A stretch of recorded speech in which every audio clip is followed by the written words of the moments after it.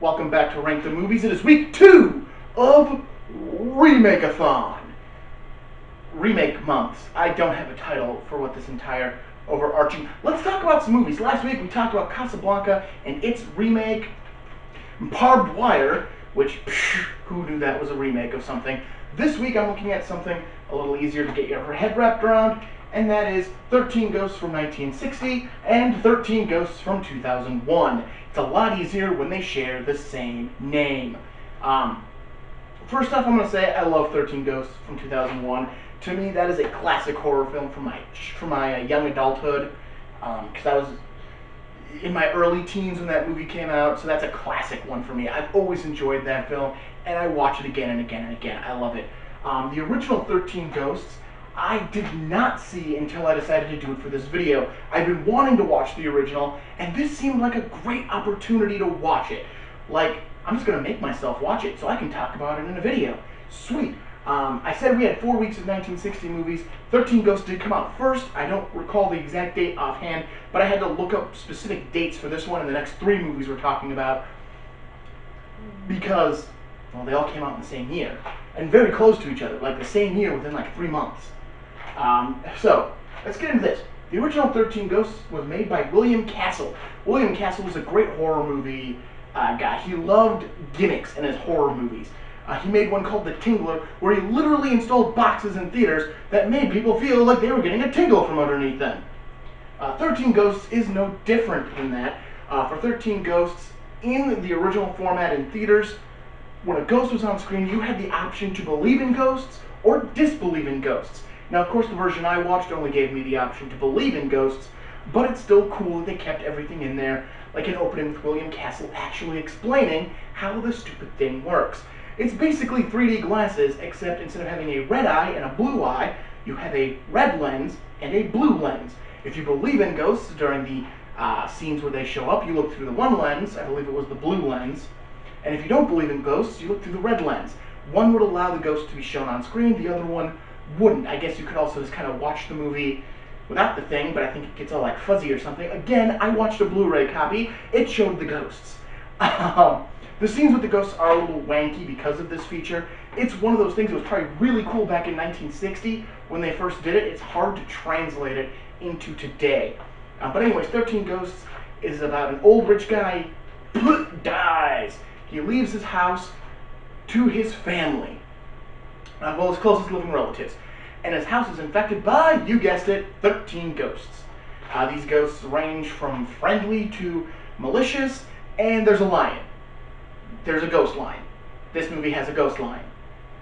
If you're going, I'm not sure I want to watch this movie, ghost lion. Do I need to say? There's a ghost lion. There's a lion that is a ghost. Watch this movie. Anyways, you find out there's some interaction with the ghosts. It's a 1960s horror film, so there's not a lot that goes on in this movie. It's a good movie. It's entertaining. It holds you for the entire ride. Basically, it's about that the man who's died had a huge fortune that no one can seem to find, and his assistant is trying to find it within the house, trying to weasel his way into the family to try to figure out where he hid his money. All the while, the rest of the family is trying to figure out if this is a place they want to stay. They're on hard times with little money themselves, so being given a house is something good for them. So they're trying to make the best of it. Inevitably, the money is found. You find out the uncle was killed, and his murderer is brought to justice. It's a good movie. I enjoyed it. In 2001, they remade it into 13 Ghosts. They changed up the story a little bit, which is fine.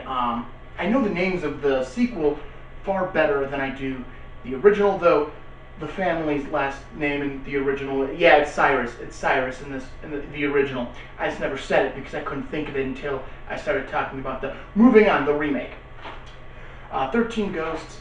Cyrus Kritikos is a wealthy man who is a ghost hunter.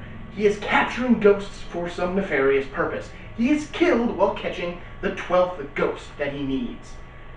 He leaves his house to his nephew, his only living relative, Arthur Kritikos, and his 2 kids, and his nanny that he somehow can afford, even though he lost everything in a fire, and he seems to be out of money. So they go to see this house, which is actually a glass house with weird writing all over it. Who wants to live in a glass house? I wouldn't mind living in a glass house because at least it's a house. Anyways, you find out that the 12 ghosts captured are in the house, and that Arthur is himself meant to become the 13th ghost to complete a machine that Cyrus was working on. And he's kind of lulled into this by his kids getting kidnapped. You find out, spoiler alert, Arthur faked his own death to lure the 13th ghost in there because he needs a ghost created out of love, meaning sacrificed. I really like this movie. It does have the elements of horror you expect in a horror movie, but it doesn't have the body count you expect in a horror movie. And it is a really interesting plot, and it's really well done. Tony Shalhoub, Matthew Lillard, Shannon Elizabeth, they give great performances in the 2001 version. Personally, I liked them both. Nostalgia hedges the 13 Ghosts from 2001 ahead of the two. If I had to, well, I have to pick one. That's what I'm doing these videos for. 13 Ghosts 2001 is the one I pick as the better of the two, but the original still holds a lot of place. It's still a very good movie. It's very well done, and it's definitely worth checking out. Again, Ghost Lion. So definitely check it out. Check out both of them. They are good movies. I'm not going to focus that much on horror movies and their remakes, just because we're so close to October, and I want to talk about horror movies in October. So, I do have a couple splattered throughout here, but not a lot. Plus, we've already talked about Friday the 13th and its remake, and the fact that I didn't like Friday the 13th's remake. So, come back next week. We'll be talking about another great movie from 1960 that got a remake. So, I'll see you next time.